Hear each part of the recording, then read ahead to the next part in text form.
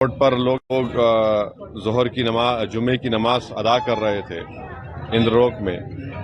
Road पर लोग नमाज पढ़ रहे थे और ये कोई नई बात नहीं है, जुम्मे के एक दिन ऐसा होता है। तो एक बदतरीन वीडियो आप और हमने देखा, सारी दुनिया ने देखा कि हालत सजदा में एक मुसलमान है और एक पुलिस के अहदेदार जो पुलिस की वर्दी पहने हुए हैं वो आकर पीछे से लात मारकर एक मुसलमान जो नमाज पढ़ रहा है सजदे में उसको लात मारकर दूसरे मुसल्लियों को ढकेलते हैं। तो इससे साफ जाहिर हो रहा है कि किस तरह से मुसलमानों के खिलाफ एक नफ़रत पैदा कर दी गई है और किस तरीके से जो पुलिस का जो अहदेदार है उसके जहन में कितनी नफ़रत है मुसलमानों के ताल्लुक से। ये एक ऐसा वाक़या है जो सबको झंझोड़ के रख दिया और इससे ये बताता है कि मुसलमानों की डिग्निटी, मुसलमानों की इज़्ज़त कितनी है। और मैं वज़ीर आज़म से पूछना चाहूँगा, हमारे मुल्क के वज़ीर आज़म से, क्योंकि दिल्ली में जो लॉ एंड ऑर्डर है वो मरकज़ी हुकूमत के पास, सेंट्रल गवर्नमेंट, यूनियन गवर्नमेंट के पास आती है। मैं पूछना चाहूँगा हमारे वज़ीर आज़म से, बीजेपी के लोगों से, कि बताओ वो जो मुसलमान जिसको आप हालत सजदा में नमाज में था, जिसको लात मारा गया है, जिसकी बेइज्जती की गई है, उसका ताल्लुक किस परिवार से है? किस परिवार से है वो? किसके खानदान से है बताओ? आखिर ये इतनी बेइज्जती क्यों की जा रही है भारत के 17 करोड़ मुसलमानों से, जो इस वतन अजीज़ के आबादी का 14% से ज़्यादा हिस्सा है? तो ये तमाम फ़िरक़ा परस्ती और नफ़रत के मज़ाहिरे सारी दुनिया और हम देख रहे हैं, तकलीफ़ होती है, मगर इंशाअल्लाह ताला ये नफ़रत का, ये जुल्म का इंशाअल्लाह ताला ज़रूर अल्लाह अपने फ़ज़ल से और करम से, मुझे यकीन है कि इंशाअल्लाह ये तमाम चीज़ों का ख़ात्मा होगा और ये तमाम चीज़ें रोकी जाएंगी। और दिल्ली में हम जानते हैं कि जब फसादात हुए थे तो कैसे एक मुसलमान को जब मॉब पीट रहा था वो अपनी जान की भीख मांग रहा था। इससे भी सबक हासिल नहीं किया वहाँ की पुलिस के अहदेदार। कैसे एक वीडियो निकला था कि 3 मुसलमान ज़ख्मी पड़े हुए हैं और उनसे कहा जा रहा था कि पढ़ो, ये पढ़ो, और उसमें एक बच्चा उसकी फौत हो गई।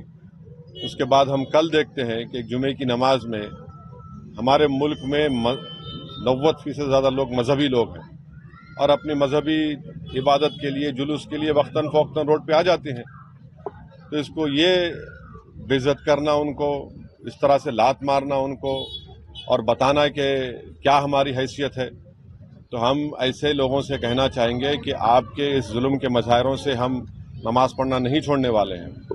हम अल्लाह के आगे सजदा करते हैं और करते रहेंगे।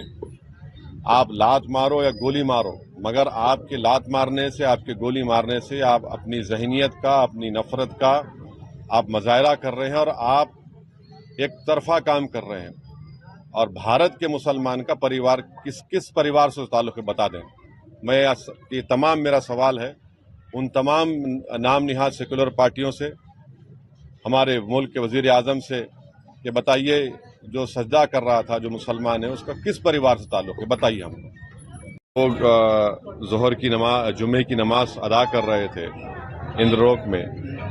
रोड पर लोग नमाज पढ़ रहे थे और ये कोई नई बात नहीं है, जुम्मे के एक दिन ऐसा होता है। तो एक बदतरीन वीडियो आप और हमने देखा, सारी दुनिया ने देखा कि हालत सजदा में एक मुसलमान है और एक पुलिस के अहदेदार जो पुलिस की वर्दी पहने हुए हैं वो आकर पीछे से लात मारकर एक मुसलमान जो नमाज पढ़ रहा है सजदे में उसको लात मारकर दूसरे मुसल्लियों को ढकेलते हैं। तो इससे साफ जाहिर हो रहा है कि किस तरह से मुसलमानों के खिलाफ एक नफ़रत पैदा कर दी गई है और किस तरीके से जो पुलिस का जो अहदेदार है उसके जहन में कितनी नफ़रत है मुसलमानों के ताल्लुक से।